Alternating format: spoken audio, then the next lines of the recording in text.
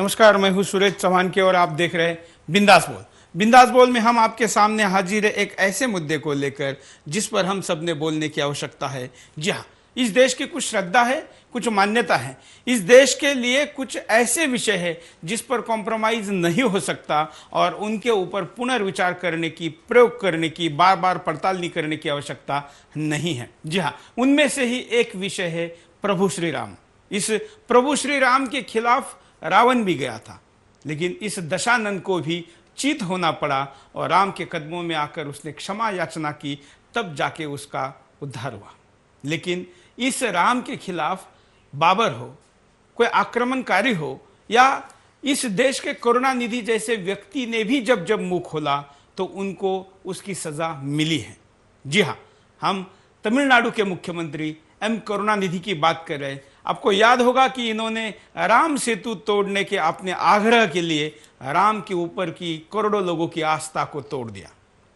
करुणानिधि का अब हाल यह है कि उनका सब कुछ, परिवार से लेके पार्टी दल, सब टूट चुका है। कहीं कुछ नहीं है, बेटी जेल में है। ऐसे में देश में एक माहौल है, लोगों के मन में एक आस्था का, प्रतिक्रिया का सैलाब है। लोग कह रहे हैं कि करुणानिधि का यह हाल राम के श्राप से हुआ है। आप क्या मानते हैं? हम सब इस पर बात करेंगे, इसलिए क्योंकि आस्था की डोर को मजबूत करेंगे तो शायद ऊपर चढ़ने में और आसानी होगी। नजर डालते हैं पहले मुद्दे पर। आज करुणा उनके परिवार का करुण क्रंदन सड़कों से लेकर जेल तक जा पहुंचा है। आज करुणा का भरा पूरा परिवार बिखरने की कगार पर है। राजा महाराजाओं की जिंदगी जीने वाले करुणा के साथ क्यों हो रहा है ऐसा? क्या जिंदगी के अंतिम लम्हों में करुणा के भाग्य में यही लिखा था? आखिर क्यों हो रहा है करुणा के साथ ऐसा? क्यों आज करुणा का परिवार और सिपह सलार जेल की हवा खा रहे हैं? क्या वाकई करुणा को अपनी करनी का फल मिल रहा है? आखिर करुणा ने ऐसा क्या किया है जो उम्र के अंतिम पड़ाव में ये सब देखना पड़ रहा है? जी हाँ, लगता तो ऐसा ही है। जब कोई इस संसार के रचयिता परमपिता परमात्मा भगवान राम के अस्तित्व को ही नकार दे और अपनी सत्ता के घमंड में डूबा रहे, ऐसे अधर्मी और पापी का क्या हश्र हो सकता है? ये सभी के सामने है। रावण जैसा योद्धा भी भगवान राम से बगावत करके अपना अस्तित्व गंवा चुका है, तो आज के ये भ्रष्टाचारी और घमंडी अपना अस्तित्व कैसे बचाए रख सकते हैं? करुणा ने कभी अपनी तुच्छ राजनीति के लिए भगवान राम की आस्था पे ही सवाल उठाए थे। राम सेतु के अस्तित्व को ही नकार दिया था। राम सेतु जो हिंदुओं की आस्था का प्रतीक है, उसे ही तोड़ने की बात की थी। राम के अस्तित्व को नकार कर अपनी सत्ता के मोह में लीन थे। करुणा के सिपहसालारों ने राम सेतु को तोड़ने के लिए अनेक हदें तक पार कर दी थी। आज वे सहयोगी भी अपनी करनी का फल भुगत रहे हैं। कभी करुणा के स्वागत के लिए केंद्र सरकार पलक पावड़े बिछाकर खड़ी हो जाती थी। आज जब करुणा अपनी आंखों की पुतली कनी मोझी से मिलने जेल पहुंचे तो नजारा कुछ और ही था। न केंद्र सरकार का कोई मंत्री वहां पर था, न स्वागत के लिए सोनिया गांधी। वो केंद्र सरकार जो करुणा की हर बात मानने के लिए तैयार रहती थी, आज वो ही करुणा से पीछा छुड़ाना चाहती है। आज करुणा के वो सिपह सलार जेल के अंदर हैं जो कभी करुणा के अहम का प्रतीक हुआ करते थे। भगवान राम की सत्ता को नकारने वाले करुणा आज अकेले पड़ गए हैं।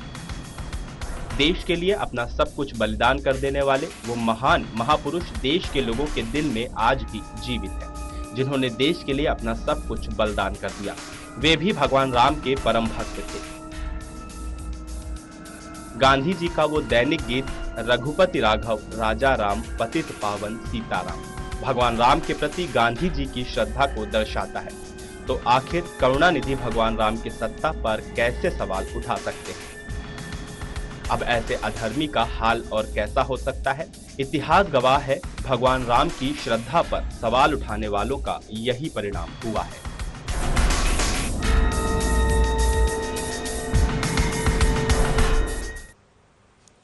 तो यह है मुद्दा और इस मुद्दे पर आपको देनी ही प्रतिक्रिया देने के लिए एक कॉलर हमारे साथ जुड़े हैं।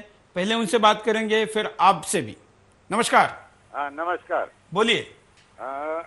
ऐसा इन्होंने राम के नाम पे जो है ना बहुत ज्यादा धोखा किया देश के लिए, और उसका दंड इनको मिलने लग रहा है। अब बीजेपी भी राम के नाम पे मना कर रही है कि हमारा राम के साथ कोई मुद्दा नहीं है। बिल्कुल, तो उनको भी 10 साल उनको सत्ता भी के इसका बाहर दौर रहना मिलेगा पड़ा। अभी। बिल्कुल। और ये जो 70-80 साल की उम्र पे व्हील चेयर पे जो चल रहे हैं, क्या ये इस स्थिति में है क्या ये देश को संभालेंगे? बिल्कुल। ये देश के साथ धोखा कर रहे हैं, इनको तो भगवान और दंड देगा। बिल्कुल, धन्यवाद। हाँ, धन्यवाद। भगवान दंड दे रहा है, देगा और भी देगा। ये बात करें हमारे कॉलर, अगले कॉलर से भी बात करेंगे। आप भी कॉल कर सकते हैं, हमें फोन कर सकते हैं, आपकी प्रतिक्रिया हम विदाउट एडिट डायरेक्ट लाइव दिखाएंगे। एक और कॉलर से भी बात करने के लिए यहां पर हम चलते हैं। हेलो, नमस्कार। हाँ नमस्कार। बोलिए सर मैं राम बोल रहा हूँ, चेन्नई से बोल रहा हूँ सर। बोलिए, चेन्नई का ही विषय लेकर हम आपके सामने हाजिर हैं। बहुत बहुत धन्यवाद सर। हाँ सर यहाँ पर ऐसे भी सीएम है तो राम को कुत्ता बोला था किसी ने। तो मैं कहता हूँ कि जो नास्तिक होते हैं उनको विश्वास नहीं है, लेकिन नास्तिक होना उनका एक दिन तो अंत होता है। बिल्कुल। और दूसरी बात यह है कि जो संस्कार नहीं है तो संस्कार नहीं है, उसमें से कितना भी आप पढ़ लो लिख लो वो पढ़ाई काम की नहीं है। बिल्कुल। और हम जो भी ईमानदार ऑफिसर बनाएंगे उसमें संस्कार होना जरूरी है सर। बिल्कुल सही कहा आपने। सबसे बड़ी जो मर्यादम पुरुषोत्तम श्री राम है ना, उनमें अच्छे संस्कार थे और वही संस्कार आज रहेंगे तो हमारे करप्शन हमारे देश में खत्म हो जाएगा। मैं आपको पूछना चाहूंगा, आपका भी नाम राम है और आप चेन्नई में रहते हैं, डीएमके का ओवरऑल राम के प्रति क्या रवैया है? मैं आपने बता दिया सर, पहले ही बता दिया, मैं नाम नहीं बोला, लेकिन किसी ने कुत्ता बोला था। मैं सुना है तो ये कि नास्तिक लोग हैं यहाँ पर, उनका एकदम हर्ष तो होता ही है। बिल्कुल, धन्यवाद। चेन्नई करुणानिधि के कवि राजधानी या अपना पूरा राजपाट जहां पर था, वहां से कॉलर, राम नाम के ही कॉलर अपनी प्रतिक्रिया को दे रहे थे। देखते हैं रावण नाम का कोई कॉलर करुणानिधि का पक्ष लेता है क्या। आप भी अपनी प्रतिक्रिया दे सकते हैं, अपनी जो भी राय है व्यक्त कर सकते हैं, क्योंकि हम एक चिंतन पे खड़े हैं। हमें राम नाम के उस स्थापत को जो कि हमारे मन में है उसको दोबारा आज अपने सामने लाना है। क्या करुणानिधि ऐसे लोग जो फायदा उठाने के लिए राम नाम का उपयोग करते हैं, वो कोई भी हो, कोई दल हो, व्यक्ति हो, किसी भी विचारधारा से हो, उसके प्रति हमारी क्या सोच है? एक और कॉलर। नमस्कार। हेलो। हाँ बोलिए। नमस्कार सर। हाँ सर मैं बोल रहा था। हाँ करुणा जो अपनी बिंदास बोल चल रहा है, बिल्कुल बोलिए। उसमें शामिल नहीं हो सकता क्या? आप लाइव में जुड़े हैं, बोलिए। सर ऐसा कोई इंडिया में प्रावधान नहीं है। कैसा प्रावधान चाहते हैं आप? जैसा दूसरे सऊदी अरब या दूसरे मोमडन एरिया में है, हाँ वैसा अपने इंडिया में नहीं हो सकता सर। बिल्कुल। आपको आपके लिए के लिए कोई प्रावधान ऐसा नहीं सजा का। बिल्कुल, मैं आपको बताना चाहूंगा कि पाकिस्तान में ईश निंदा का कानून है जी। हालांकि उसका गलत उपयोग ज्यादा होता है, लेकिन फिर भी पाकिस्तान में तो कम से कम ईश निंदा का कानून है, हमारे पास तो वो भी नहीं है। हेलो, धन्यवाद। कानून की बात कर रहे हैं और आसपास के देशों में क्या है, कैसी स्थिति हमारे कॉलर पूछ रहे। कुछ देशों में और भी ईश निंदा के बारे में कानून है, लेकिन भारत में इस विषय पर कुछ नहीं है। हालांकि ये बात बहुत बार हिंदू देव देवताओं के बारे में ही कही जाती है, औरों के बारे में शायद कहने की हिम्मत नहीं होती, क्योंकि वहां कानून ना होने के बावजूद भी दंड देने का प्रावधान है। अगला कॉलर। हेलो, शायद कॉलर से हमारा संपर्क टूट गया है, हम अगले कॉलर के पास चलेंगे। काफी कॉलर आज राम और इस करुणानिधि के करुण कहानी के ऊपर अपनी प्रतिक्रिया देना चाहते हैं। अगले कॉलर के पास भी चलेंगे, एमएमएस भी लेंगे और आपकी सोशल नेटवर्किंग की साइट प्रतिक्रिया भी हम आपको दिखाएंगे। आप अपनी प्रतिक्रिया को कंप्यूटर के द्वारा, मोबाइल के द्वारा, सोशल नेटवर्किंग के द्वारा हम तक पहुंचा सकते हैं। अगर आप वॉइस कॉल नहीं कर सकते तो आप एक सिंपली अपने मोबाइल में जाइए, अपने मोबाइल में अगर कैमरा है तो वहां पर अपने संदेश को रिकॉर्ड करिए और स्क्रीन पर चल रहे नंबरों पर भेज दीजिए। अगर आप टेक्स्ट मैसेज भेजते हैं तो भी हम यहां पर दिखाएंगे। हमारे साथ अगले कॉलर जुड़ रहे हैं। नमस्कार। हाँ बोलिए। हाँ नमस्कार, जितेंद्र जैन बोलता हूँ। बोलिए जितेंद्र जी, क्या कहेंगे आज के इस मुद्दे पर? मैं ये कहना चाहता हूँ कि साहब ये तो जन्मजात श्रापित लोग हैं। ये जन्मजात श्रापित लोग हैं और इनका हश्र तो ऐसा होना है कि इनके लिए श्राप शब्द भी जो है हल्का है, क्योंकि ये इस स्तर के लोग हैं कि इन्होंने धर्मद्रोह के अलावा कुछ सीखा ही नहीं है। इनके संस्कारों में धर्मद्रोह और जो कुछ इन्होंने किया है वर्तमान में ये तो ठीक है, पर इनकी पीढ़ियां भी भोग रही है और इनके पापों का परिणाम ये होगा कि इनके अनेक पीढ़ियां इनके पापों को भोगेगी। जिस प्रकार से जयचंद ने देश के साथ राष्ट्रद्रोह किया था और विश्वनाथ प्रताप सिंह, दिग्विजय सिंह, अरविंद सिंह जैसे उनके वंशज आज उनका जो हाल हम देख रहे हैं कि उनकी क्या दशा हो गई है। बिल्कुल। हमारे एक देश का दुर्भाग्य है कि हमारे यहाँ पर इस निंदा जैसा कोई कानून नहीं है और इस प्रकार के लोग हमारे आदरणीय देवी देवताओं का अपमान करते रहते हैं और शान से सत्ता में बैठकर शासन भी करते हैं। बिल्कुल, धन्यवाद। दिन जनता जागृत हो जाएगी। धन्यवाद। अगले कॉलर से बात करते हैं। आप भी अपनी प्रतिक्रिया को दीजिए, संक्षिप्त शब्दों में अपनी बात को रखिए। नमस्कार। भगवान ने सर भगवत गीता में दो बार जो मुख्य बातें कही है। हाँ। एक तो उन्होंने कहा है कि यदा यदा ही धर्मस्य ग्लानिर्भवति भारत अभ्युत्थानम धर्मस्य तदात्मानां सृजम्यहम्। हाँ। और दूसरा उन्होंने कहा है कि संसार में दो प्रकार के प्राणियों की सृष्टि है, एक तो देवी और दूसरी असुरी। यहाँ उनका मतलब स्वभाव से है और कर्म से है। हाँ। करुणानिधि की हार भगवान का श्राप ही कहा जाएगा। हाँ।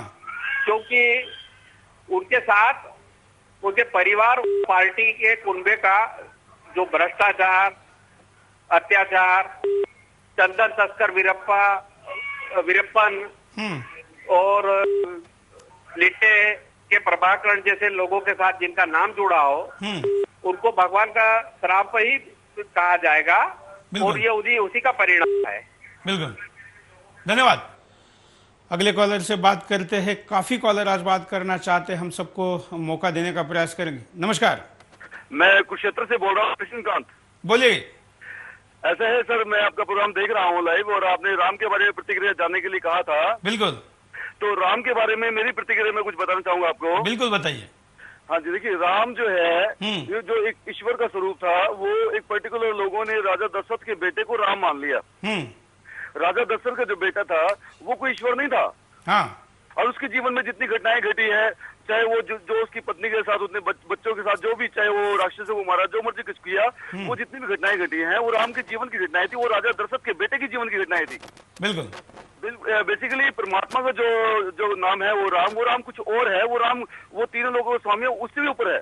हम उस राम की बात नहीं कर रहे जो राजा दशरथ का बेटा है। तो इस राम के बारे में, राजा दशरथ के बारे में कोई कुछ भी बोले तो उससे फर्क नहीं पड़ता, परंतु जो ईश्वर है उस राम के बारे में कोई बोले तो फर्क पड़ता है। बस यही कहना चाहता हूं। धन्यवाद। धन्यवाद। अपने अपनी सोच है, लोग अपने दृष्टिकोण से अपनी बात को रखते हैं, हम सबका स्वागत करते हैं। हम चिंतन में अलग अलग विचारों के जब तक रूबरू नहीं होंगे तब तक कैसे आगे बढ़ पाएंगे। अगले कॉलर। नमस्कार। हेलो। हेलो। हाँ, बोलिए। सर ये जो सोशल लाइव चल रहा है तो मैं उस पर ही अपने वो रिकमेंड देना चाहता हूँ। बिल्कुल, दीजिए। सर ऐसा है कि हमारी गीता कहती है, गीता का अध्याय नंबर 18 श्लोक नंबर 12 में लिखा हुआ है कि अर्जुन वो तो जो राम है वो तो कोई और ही है। उसके बारे में जानने के लिए तू किसी तत्वदर्शी संत की तलाश कर, वो बताएगा कि वो राम कौन है। और मैं भी उसकी शरण में हूँ, जिसे गीता वाला भगवान बोल रहा है कि मैं भी उस परमात्मा की शरण में हूँ। अगर तू उसकी समझ में आ जाएगा तो मैं तुझे सारे पापों से मुक्त कर दूंगा। तो वो राम कोई और है। करुणानिधि की इस टिप्पणी के बारे में क्या कहेंगे आप? करुणानिधि की टिप्पणी के बारे में ये है कि ये हर किसी की अपनी कमाई होती है, कमाई। ये भक्ति की कमाई होती है। जब भक्ति की कमाई खत्म हो जाती है ना तो ऐसी कमाई होता है, ऐसे नाश हो जाता है। बिल्कुल, धन्यवाद।